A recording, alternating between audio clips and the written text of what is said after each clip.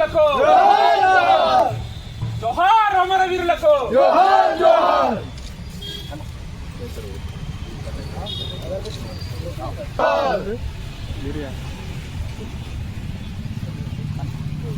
Media అన్నలకందరికీ కూడా పేరు పేరున మా తండ్రి నాగేందర్ గౌడ్ తరపుకెళ్ళి, అదేవిధంగా నాగేంద్ర అసోసియేట్స్ చైర్మన్గా, అదేవిధంగా గ్రాడ్యుయేట్స్ ఫెడరేషన్ ఆఫ్ తెలంగాణ తరపున అందరికీ కూడా వికారాబాద్ జిల్లా ఈ మీడియా సమావేశం యొక్క ముఖ్య కారణం ఏంటంటే, రానున్న పట్టభద్రుల ఎన్నికలు, గ్రాడ్యుయేట్ ఎమ్మెల్సీ ఎన్నికలు ఉమ్మడి రంగారెడ్డి జిల్లా, ఉమ్మడి మహబూబ్ నగర్ జిల్లా, అదేవిధంగా హైదరాబాద్ జిల్లాల గ్రాడ్యుయేట్ ఎమ్మెల్సీ ఎన్నికలను ఉద్దేశించి ఇవాళ నేను ప్రెస్ మీట్ పెట్టడం జరిగింది.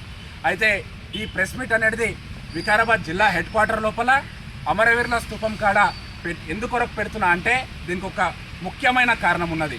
ఆ రోజు తెలంగాణ రావడానికే ఎంతోమంది పోరాటం చేసినారు. ఈ తెలంగాణ లోపల మనం ఈ యొక్క తెలంగాణ ఫలితాలు కానీ, ఈ యొక్క ప్రాంతం బైఫర్కేషన్ ఆఫ్ తెలంగాణను, అంటే ఆంధ్రప్రదేశ్ నుంచి తెలంగాణను మనము సద్వినియోగంగా మనం అనుభవిస్తున్నాము. అంటే ఎంతోమంది అమరవీరుల త్యాగం అని చెప్పి ఈ సందర్భంగా నేను చెప్తా ఉన్నాను. అయితే నేను ఇప్పుడు ఒక్క మాట చెప్పాలంటున్నా ఏంటంటే, ఆ రోజు తెలంగాణ ఉద్యమం లోపల మా తండ్రి నాగేందర్ గౌడ్ గారు ఉమ్మడి రంగారెడ్డి జిల్లాకు టీఆర్ఎస్ పార్టీకి అధ్యక్షుడిగా ఉండే.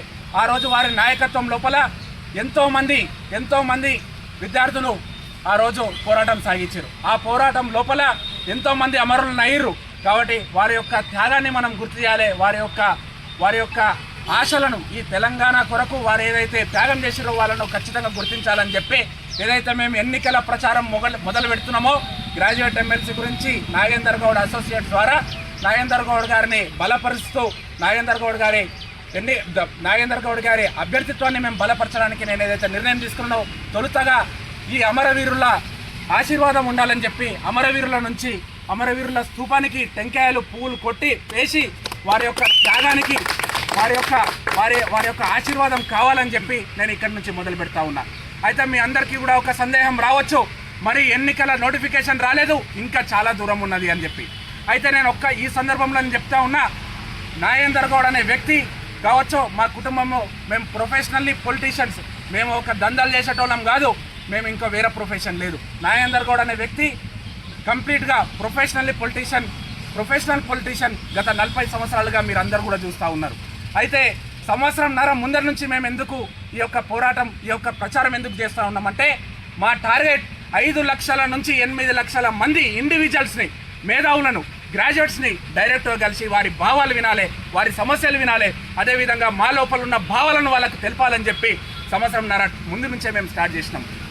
అయితే నోటిఫికేషన్ వచ్చిన తర్వాత ఇప్పుడు మనం ఇప్పటివరకు చూసినాం, గ్రాడ్యుయేట్ ఎన్నికల లోపల నిలబడే అభ్యర్థులు ఎక్కడ కూడా డైరెక్ట్ ఓటర్ వరకు కలిసిన సందర్భం లేదు.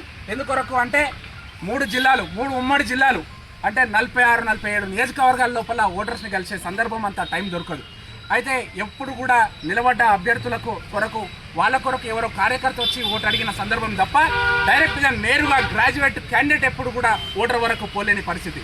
అందుకొరకు మేము సంవత్సరంన్నర నుంచి ముందటి నుంచి మేము మొదలుపెట్టిన సందర్భం లోపల దాదాపుగా డైరెక్ట్గా 5 లక్షల మందితోనే మినిమం కలిసి వారి భావాలు వినాలన్న ఆలోచనతో మేము మొదలు పెడతా ఉన్నాం.